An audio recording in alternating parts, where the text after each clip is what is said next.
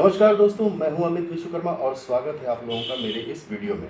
दोस्तों, हाल ही में कुछ रिपोर्ट से पता चला है कि मुंबई में करीब 3 लाख से ज़्यादा घर खाली पड़े हैं। लेकिन ये 3 लाख से ज़्यादा घर खाली क्यों पड़े हैं, इसके पीछे क्या कारण है, आइए इसी को समझने के लिए हम लोग ये पूरा डिस्कशन सुनते हैं। नमस्कार। आज हम एक कह सकते हैं थोड़ी चौंकाने वाली पहेली पर बात कर रहे हैं जी। एक तरफ मुंबई है, सपनों का शहर जहां लाखों लोग घर चाहते हैं, और दूसरी तरफ लियासिस फोरास की एक नई रिपोर्ट आई है। हाँ, आई है। वो बताती है कि मुंबई मेट्रोपॉलिटन रीजन में मतलब एमएमआर में करीब 3 लाख घर खाली पड़े हैं। 3 लाख, ये बहुत बड़ा आंकड़ा है। बहुत बड़ा। देखिए, रोटी, कपड़ा और मकान, घर तो बुनियादी जरूरत है। लोग अपनी पूरी जिंदगी की कमाई लगा देते हैं, कर्ज लेते हैं। बिल्कुल। तो फिर मुंबई जैसे इतने महंगे शहर में जहां किराया भी आसमान छू रहा है, इतने सारे घर खाली क्यों हैं? यही सबसे बड़ा सवाल है। आज हम एनडीटीवी एक्सप्लेनर की रिपोर्ट और प्रॉपेक्विटी के डेटा के जरिए इसी गुत्थी को सुलझाने की कोशिश करेंगे। चलिए शुरू करते हैं। हाँ, जरूर। तो पहले खाली घरों वाले आंकड़ों पर ही आते हैं। लियासिस फोरस क्या कहता है?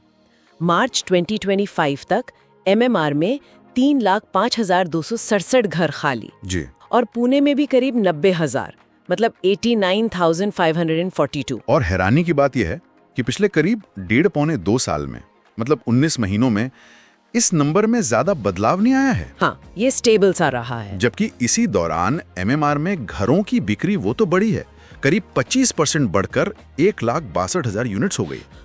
और पुणे में भी लगभग 9% बढ़ी। तो बिक्री बढ़ रही है, फिर भी घर खाली। बिल्कुल।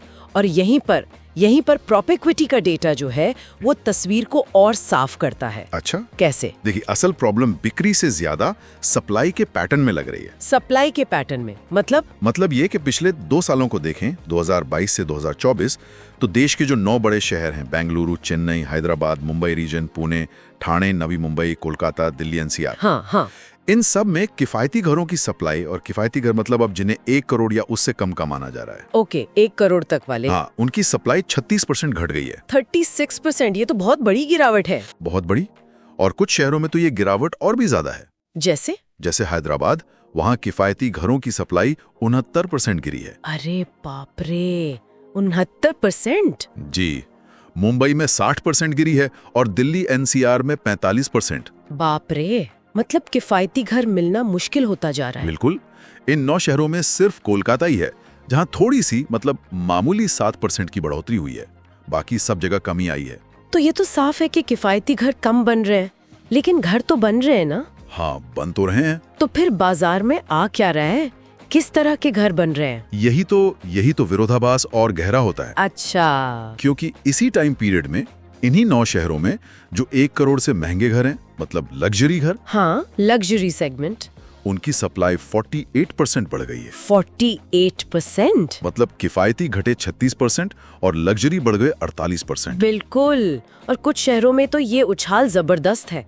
एनसीआर में लग्जरी सप्लाई 192% बढ़ी है। 192%? जी हाँ। बैंगलोर में 187%, चेन्नई में 127%। सिर्फ हैदराबाद और मुंबई में लग्जरी सप्लाई थोड़ी कम हुई है। ये तो कमाल है। मतलब लग्जरी घरों की सप्लाई में इतना बड़ा जंप। इसकी डिमांड कहाँ से आ रही है? देखिए, इसका सीधा कनेक्शन है भारत में जो तेजी से एचएनआई और यूएचएनआई बढ़ रहे हैं उनसे। एचएनआई मतलब? High net worth individuals. हाँ, हाई नेटवर्थ इंडिविजुअल्स जिनके पास 8.5 करोड़ रुपए से ज्यादा की इन्वेस्टेबल संपत्ति है। और अल्ट्रा हाई नेटवर्थ इंडिविजुअल्स मतलब यूएचएनआई जिनके पास 250 करोड़ रुपए से ज्यादा की संपत्ति है। अच्छा। तो 2024 तक भारत में करीब 8 लाख एचएनआई थे और लगभग 13,600 यूएचएनआई थे। 13,600 यूएचएनआई? जी।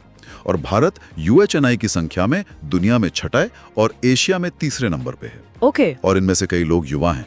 करीब 20% एचएनआई 40 साल से कम उम्र के हैं। टेक से, स्टार्टअप से, शेयर बाजार से जुड़े हैं। तो उनके लिए महंगे आलीशान घर एक तरह से निवेश भी हैं और स्टेटस सिंबल भी। सही बात है। प्रोबेक्विटी के समीर जसूजा यही बताते हैं कि कोविड के बाद जो इकोनॉमी और स्टॉक मार्केट ने अच्छा परफॉर्म किया, उसने भी इस ट्रेंड को आप कह सकते हैं हवा दी है। एस्पिरेशनल। लेकिन समीर जसूजा ने किफायती घरों की कमी के पीछे और क्या वजह बताएं? क्योंकि असल मुद्दा तो वो है।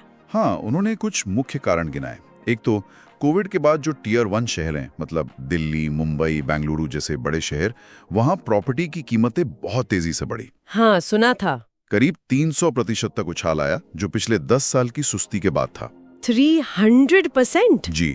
दूसरा, जमीन की कीमतें बहुत ज्यादा बढ़ गई हैं, तो डेवलपर के लिए कम लागत में घर बनाना बहुत मुश्किल हो गया है। बात तो सही है, लैंड कॉस्ट तो बहुत बड़ा फैक्टर है। बिल्कुल। और तीसरा, घरों का औसत साइज भी बढ़ गया है। पहले शायद छोटे बनते थे, अब एवरेज साइज 1200 वर्ग फुट तक पहुंच गया है। अच्छा। तो इससे लागत अपने आप बढ़कर 1-1.5 करोड़ रुपए तक पहुंच जाती है।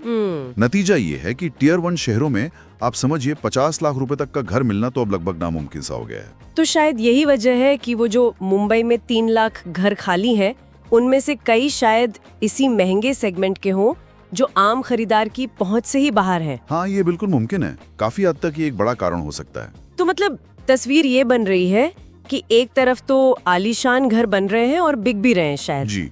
और दूसरी तरफ आम आदमी के लिए किफायती घरों की जबरदस्त कमी है।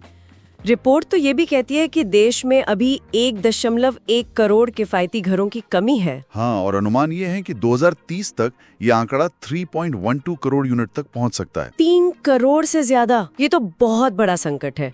इसका हल क्या है फिर?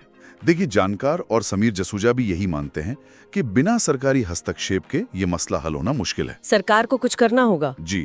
जैसे गुड़गांव में दीनदयाल आवास योजना आई थी, वहाँ डेवलपर्स को सस्ती जमीन दी गई, लेकिन शर्त ये थी कि वो घर एक तय कीमत पर ही बेचेंगे। अच्छा, ऐसी स्कीम्स? हाँ, सरकार को ऐसी स्कीमें और लानी होंगी। डेवलपर्स को टैक्स में छूट देनी होगी, सब्सिडी देनी होगी, ताकि उन्हें किफायती घर बनाने में प्रोत्साहन मिले। और खरीदारों के लिए? खरीदारों के लिए भी होम लोन में शायद कुछ रियायत दी जा सकती है, स्टैम्प ड्यूटी में कटौती की जा सकती है, ताकि किफायती घरों की डिमांड भी बढ़े।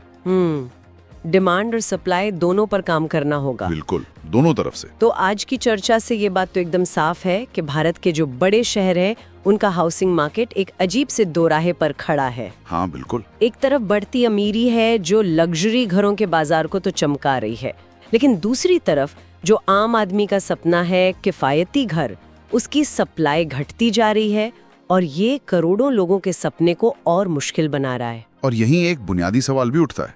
देखिए, जब जमीन इतनी महंगी है, कंस्ट्रक्शन कॉस्ट बढ़ रही है और बाजार का ट्रेंड ही लग्जरी की तरफ है, तो क्या सिर्फ सब्सिडी और ये योजनाएं काफी होंगी? क्या ये इस बढ़ती खाई को पाट पाएंगी? हाँ, या फिर हमें शहरी विकास और हाउसिंग पॉलिसी पर ही, मतलब बिल्कुल फंडामेंटल लेवल पर नए सिरे से सोचने की जरूरत है? ये वाकई एक बड़ा सवाल है। जी, ये सोचने वाली बात है।